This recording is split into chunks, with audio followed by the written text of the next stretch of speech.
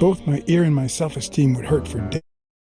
But at least I had a new lead to follow, the surgeon. The bastard had avoided my scrutiny by passing as a hospital doctor. But now, all of my senses were on guard. No matter how good the disguise or how well he hid, I would find him.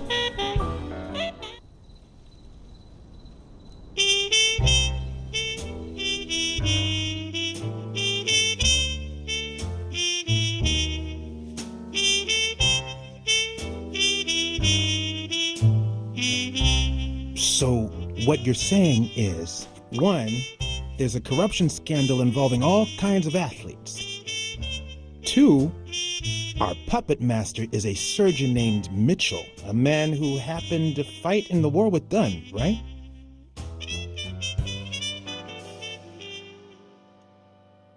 Every lead I've found points to him. Anyway, where was I?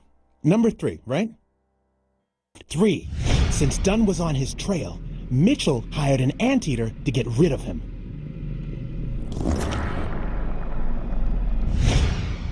Then, since you were also shaking the wasp's nest, he went after you.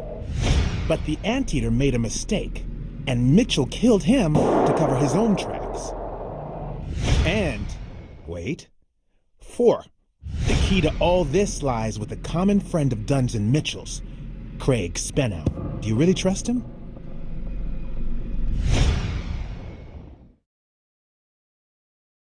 I think everything he said was true. It adds up and confirms everything I've found so far. 4. No, 5. Dunn was murdered 4 days after taking Speno to his house. If that doesn't make him suspect, makes sense, doesn't it? No, it doesn't add up. Why not? Just a hunch. Let's follow up with the suspects. You told Smirnoff that you're starting to have second thoughts about Yale's innocence. But what about O'Leary? 6.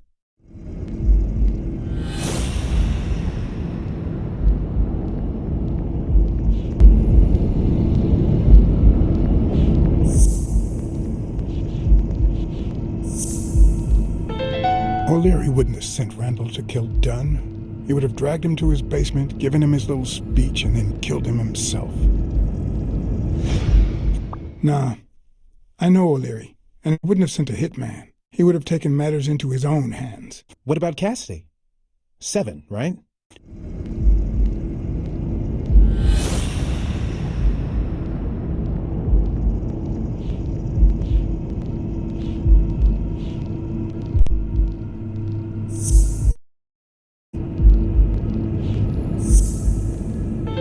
I think it's safe to rule out Cassidy as Dunn's murderer. He seems too impulsive to have planned such a twisted crime. Whoever planned the whole thing knew the suicide theory would fall through, so he manipulated the clues to incriminate Yale. Cassidy is too impulsive to pull off such an intricate plan.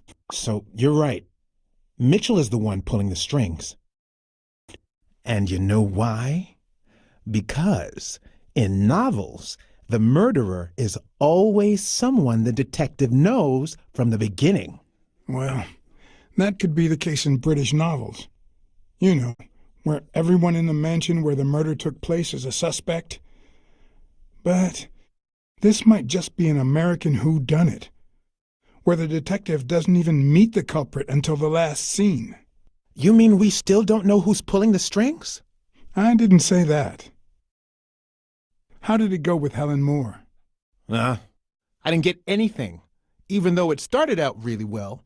I asked to interview her along with her boyfriend, Al Stone. Since I'm a big shot, they were happy to oblige. Perfect. Now, time for the interview. I'll go back and forth so you don't get bored. So, who goes first?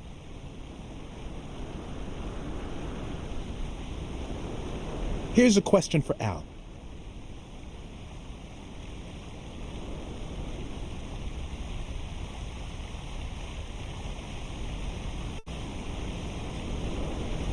In just 12 days, the contender will try to steal your belt. Any thoughts on your fight against Yale? Yeah, sure. My Al is going to kick that thug's behind. Isn't that so, honey? Yeah, well, we'll see. No such thing as a weak rival. Nonsense. You are and will be world champion. Next question. Okay, now.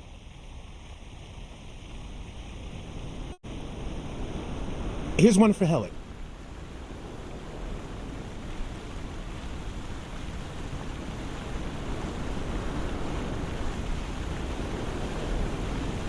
Can you tell us how much Champies pays you to endorse them? Sure, honey. They pay me much more than I'd ask them for. In fact, Champies is so delightfully delicious that I'd even do it for free. Does that answer your question? No. Nonsense. We both know it does. Moving on. Here's one for both of you.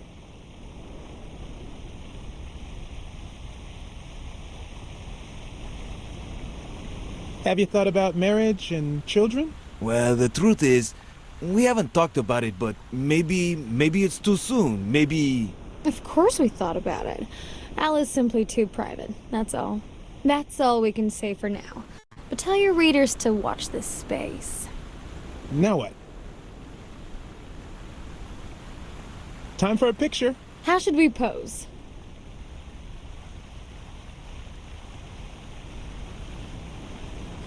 Okay, how about a hug? I want to feel the love.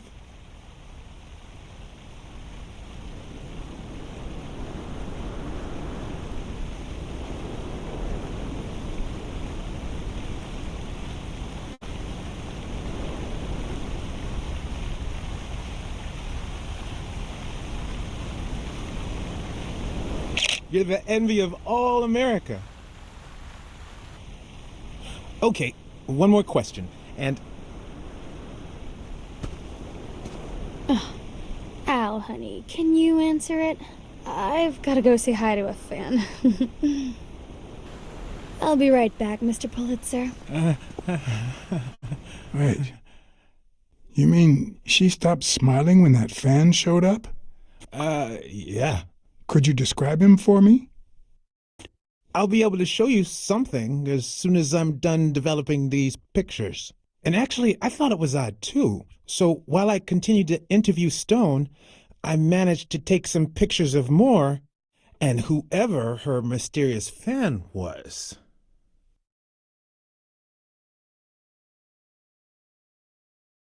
All right, so where were we?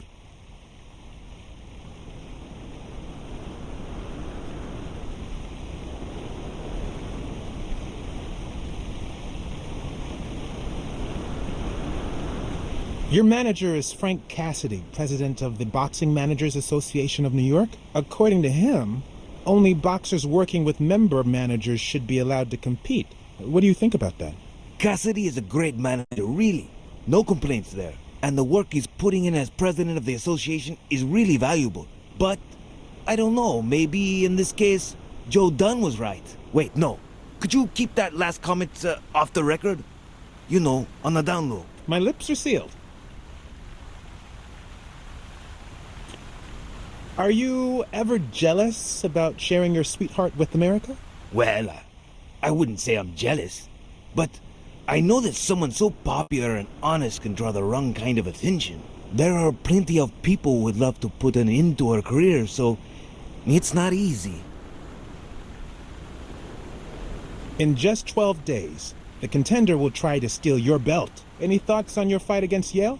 Well, supposedly the odds are in my favor, but there's no such thing as a weak rival. And, you know, Bobby Yale might be young and going through a rough patch, but he's had an amazing streak, so I'll do my best. Let's get that picture taken.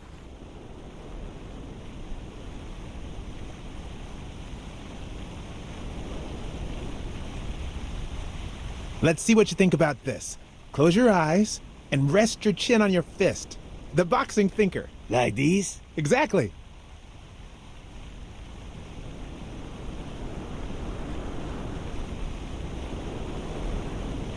Wait, I accidentally moved. Stand still. I'll take it.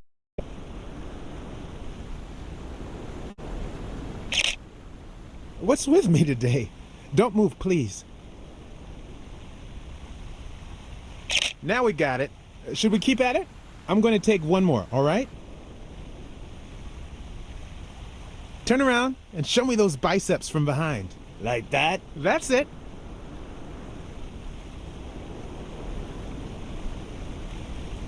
What's up with me? Stand still. I'll take it again. I can't seem to get it right. Don't move. It's about time. Finally, we're all set. Wait. So, are you telling me the photos are developed? Or is that what you said to Stone? Both. Just look.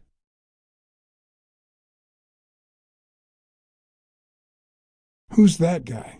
I know he's not a fan. You should have seen her face when she saw him.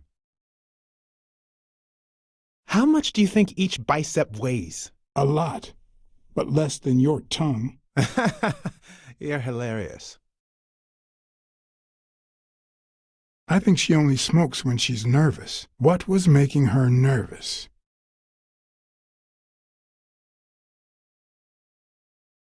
Can't you just see the love? I'm not so sure, to be honest. Love is not subservience.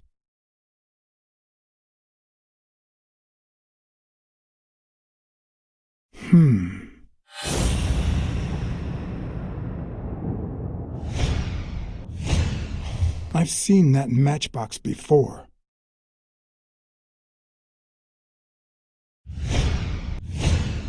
Wait, that's him. Who? Mitchell, the surgeon. Seriously? We got him. Not yet. Right. We still have to find him. Hey, pal. Did you hear what I just said? We need to keep looking at all those pictures. We need a clue that'll take us to Mitchell. Hey, see? There. Just like I was saying.